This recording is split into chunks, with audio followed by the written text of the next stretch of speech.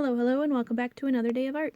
Remember, this week we're going over the different elements of art. We have already covered line and texture, as well as color and value this week.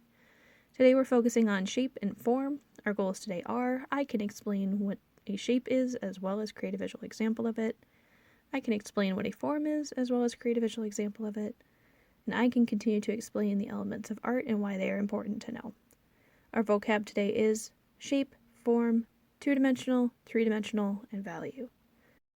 Shapes are what are created when the beginning of a line and the end of the line are connected completely in a loop. This makes it enclosed because the outline of the shape has no cracks in it, and you can't tell where the beginning or the end is.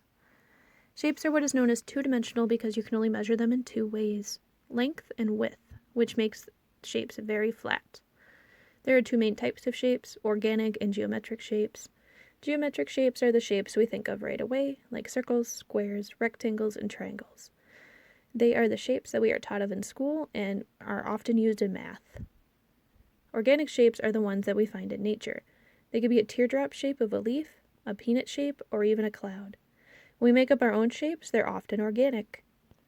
While shapes are flat, forms are what is known as three-dimensional, or 3D, meaning there are three different ways we can measure them: the length, the width, and the height, or how tall it is. Because there are three ways to measure it, the form is not flat, and it actually has like something that you can pick up. Forms can be anything from a cube, which is what the shape of a die is, a cylinder, which is like a soup can, a cone like an ice cream cone, and a pyramid just like the ones in Egypt. To make a form, you usually start off with a shape. Say I wanted to make a cube, start off with a square. Now with the square, I can really only see three sides at a time, so I don't have to worry about all the lines that a cube has. You can pick three of your corners from your square and draw a line from each of them in the same direction like this. Then connect the ends of these lines with two more at the bottom. You can do this with any of the four corners on the cube. Now say I wanted to make a cone. I would draw a circle. I would make two dots on opposite sides of the circle so I know where to start my line, and then draw the lines like a triangle and connect them at the bottom.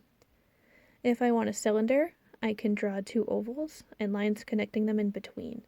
I can always erase the parts of the shapes that are not actually visible if it were an object. Our last shape would be a sphere. It would be like a circle, but we would start to add value in. All the lines that you draw would need to be curved, so you get that nice round shape of your sphere. And one side would be darker, and the other side would be lighter to show the form's depth, and also to show that parts of it are hidden and parts of it are very visible. Today you will be making two more sections in your organizer, one for shape and one for form. Just like yesterday, have a section that has a definition and examples of each element, and the rest of the page for your subject drawing. Keep your subject the same as what you have been using for the past four elements so far, but focus on the elements of form and shape.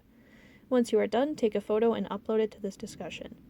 That is all that I have for you today. Have a great day, and I will see you later. Bye!